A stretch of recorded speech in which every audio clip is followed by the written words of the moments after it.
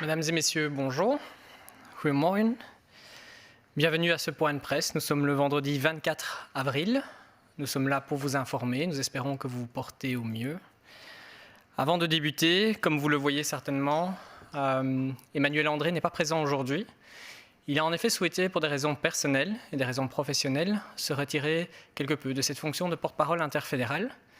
Il va bien sûr continuer à travailler pour le bien commun. Il a souhaité se concentrer à l'avenir sur son rôle de médecin, en fait, de médecin et de chercheur dans les différents groupes de travail qui sont aujourd'hui occupés encore à travailler pour les étapes qui nous attendent et ces prochaines étapes pour gérer cette pandémie. Pour vous, l'information continue. Tous les canaux qui sont ouverts continuent et on sera toujours disponible et présent pour vous informer en continu de la situation et de ces semaines qui nous attendent. Je vais directement passer la parole à Steven Van Gucht qui va nous présenter la situation au niveau de la santé publique. Goedemorgen iedereen. Et en français. Bonjour tout le monde. Je vais vous présenter les chiffres du 23 avril. Les dernières 24 heures, 210 nouveaux patients ont été hospitalisés et 322 patients ont pu quitter l'hôpital. Ça rend le nombre total des patients dans les hôpitaux à 4 355. C'est une diminution avec 172. 970 patients sont en soins intensifs. C'est une diminution avec 23.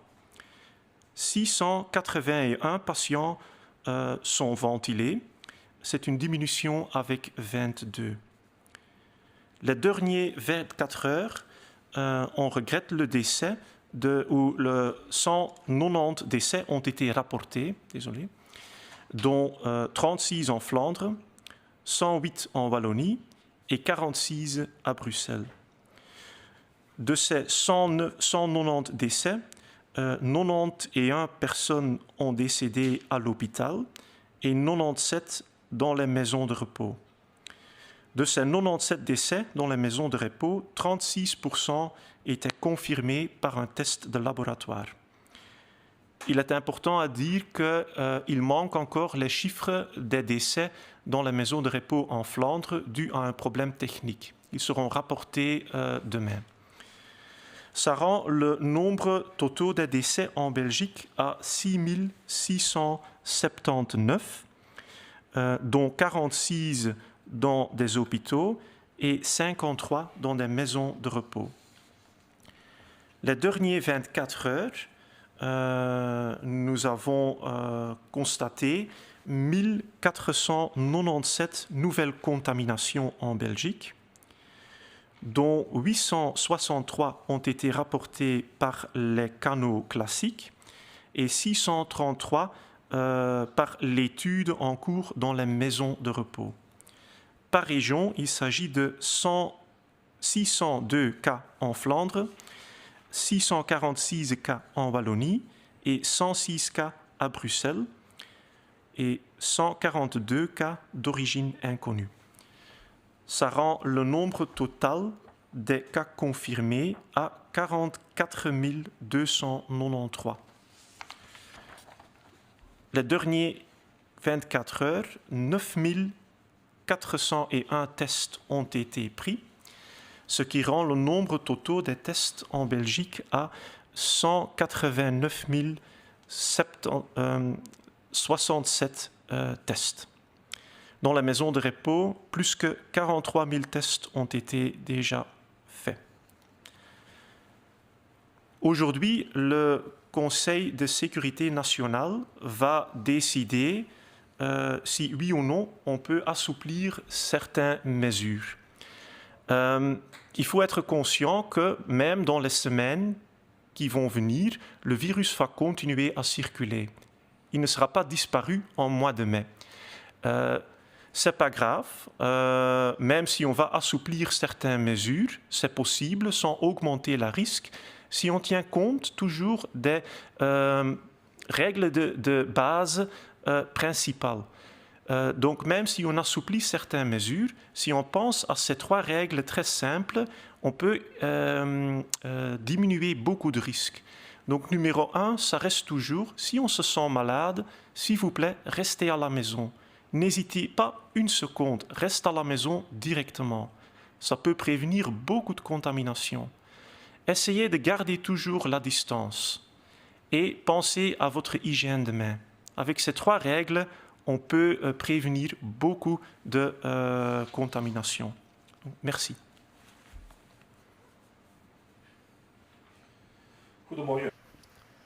Bonjour. Les chiffres de ces derniers jours ont montré que nous avons bel et bien réussi notre objectif collectif, c'est-à-dire limiter, diminuer la force du virus. Cela nous donne évidemment aujourd'hui des perspectives à court terme pour progressivement reprendre le cours de notre vie.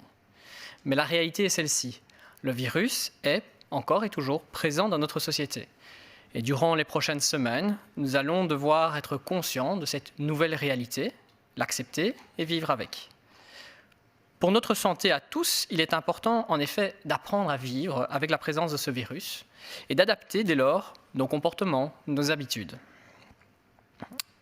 Durant les semaines passées, nous avons en effet créé un espace de vie qu'on appelle sécurisé, dans le cadre de mesures que nous avons respectées chez nous à la maison, dans le cadre des mesures que nous avons suivies en allant travailler pour certains d'entre nous. Cette attitude positive et constructive a fait que nous avons pu ensemble gérer cette courbe et la diminuer. Nous allons dans les prochaines semaines, étape par étape, élargir cet espace de vie sécurisé. Nous allons devoir aborder cela avec prudence, car il est vrai que le risque existe, que les mesures renforcées qui sont prises maintenant pourraient être reprises si jamais la propagation du virus augmente de manière exponentielle. Chacun doit donc agir de manière solidaire pour construire ensemble ce nouvel espace de vie sécurisé. De nouvelles habitudes vont être prises. De nouvelles habitudes vont nous protéger en effet contre ce virus. Et Steven Van Gogh l'a encore répété, les réflexes de santé publique essentiels resteront notamment cette hygiène des mains et aussi le fait de s'isoler immédiatement dès qu'on a les premiers symptômes. Ce sera grâce à cette discipline personnelle et collective que nous allons pouvoir nous protéger et protéger les autres. Nos efforts communs de ces dernières semaines nous ont permis de rendre la situation gérable pour les hôpitaux et pour les professionnels de soins de santé.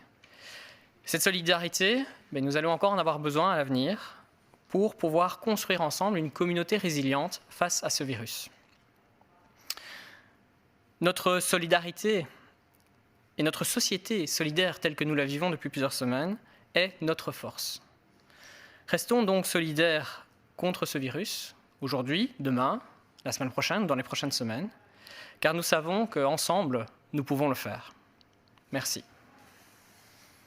Nous allons passer à quelques questions reçues de journalistes aujourd'hui. Près de 2 semaines sont passées depuis le week-end très chargé de Pâques. Observe-t-on cela dans les chiffres ? Était-ce statistiquement attendu qu'un effet soit visible ? Peut-on éventuellement dire qu'il n'y a aucune influence visible ou que les conséquences sont négligeables ? Ce qu'on voit dans les chiffres est qu'il y a une tendance à la baisse, déjà depuis plusieurs jours, ce qui est très bien. Et on ne voit sûrement pas d'augmentation dans les chiffres maintenant 2 semaines après le week-end de Pâques. Bien sûr, on ne peut pas être sûr que si on aurait resté plus à la maison, peut-être les chiffres seraient un peu plus bas maintenant. C'est difficile à dire, mais sûrement on ne voit pas d'augmentation. Donc je pense que l'impact est vraiment très limité. We zijn nu bijna 2. Le masque en tissu a-t-il une durée de vie ? Peut-il être porté toute la journée sans être changé ? C'est difficile de déterminer une durée de vie pour ce type de masque parce que ça dépend très fort du type de tissu qui est utilisé. En théorie, on peut réutiliser ce masque jusqu'au moment à condition que la qualité du tissu reste toujours bien. On peut le porter pendant une journée et après une journée, c'est important de quand même le laver et de décontaminer le masque, de tuer le virus qui est potentiellement sur la surface de cette masque. On peut faire ça en le lavant à 60 degrés pendant une demi-heure ou peut-être bouillir dans un pot. Et ainsi, si le masque supporte ça, si la qualité reste bien, on peut continuer à le faire. Je pense qu'il est aussi à conseiller d'avoir plusieurs masques par personne. Comme ça, il ne faut pas laver chaque jour son masque et on peut attendre quelques jours.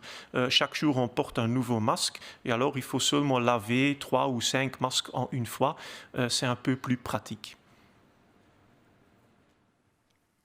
Faudrait-il définir un seuil d'admission aux soins intensifs et d'hospitalisation pour permettre de passer les différentes étapes du déconfinement?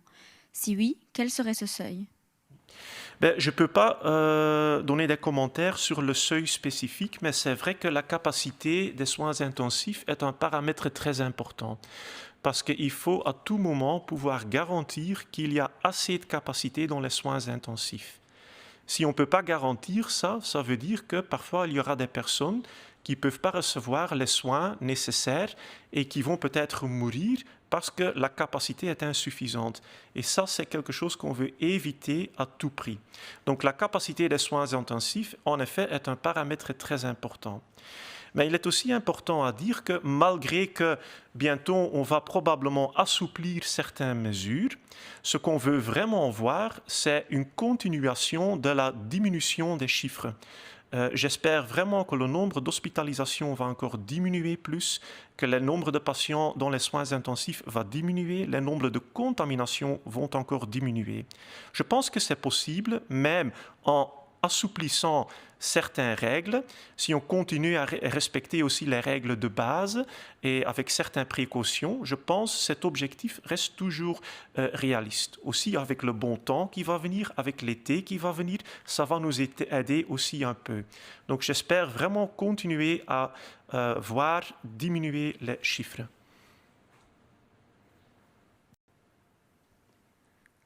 Moet er een drempel worden? Merci à tous, bedankt.